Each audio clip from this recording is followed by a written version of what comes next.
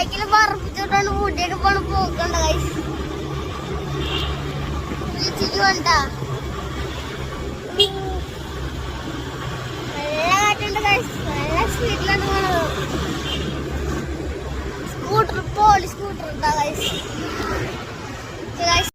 Guys. അവള് ബീച്ചിലെത്തി finally.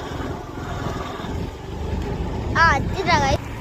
ഇവിടുന്ന് ഇതാണ് ബീച്ചിന്റെ ഗൈസ് എത്തി. നമ്മുടെ വീട്ടിൽ നിന്ന് അറ്റ്ലീസ്റ്റ് ഒരു 1 കിലോമീറ്റർ എങ്കിലും ഉണ്ടാക്കണ്ട ഗൈസ്. കടലാണ് കേട്ടാ കാണുന്നത്.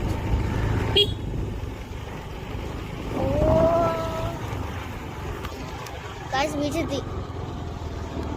ചൂട് പാർക്ക് ചെയ്തോ. ഫ്രണ്ടാണ് ഗൈസ്.